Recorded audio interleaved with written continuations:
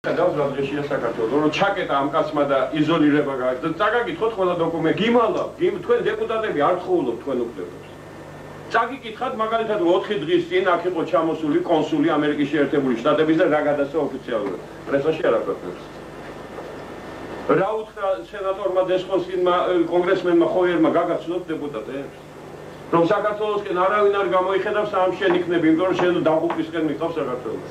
იზოლაციისკენ მიყავს საქართველოს. ვერ ატყობთ რომ გატყვილებთ 50 სახელმწიფო მზად არის ოქსნობს რომ არის ვაქცინოთ. რუმინეთმა საჩვენო უარესი ამბავია. და ეს ამბავი რა ატყდა? ეს ამბავი რა ატყდა?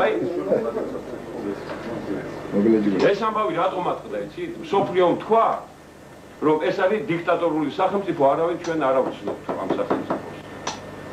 ასია და არა ისე. გაგიგიათ კაცო, ჯერ ცნობაო, მერე დემოკრატიაო.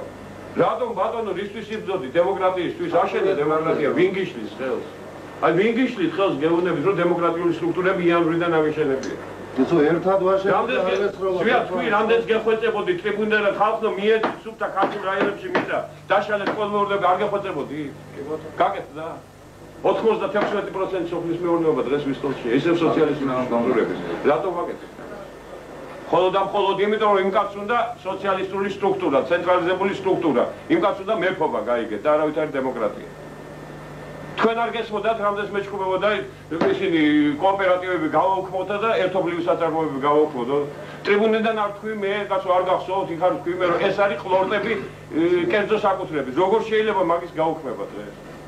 თქვენ არ იყავით მეწარმეობის კანონის წინაშე რომ გამოვიდა და გესლიანად ყვილოდა რომ ეს გასაცამჭორებელია ეს რომელი კანონია? კერძო მესაკუთრეობის კანონია გასაცამჭორებელი დღეს საქართველოში.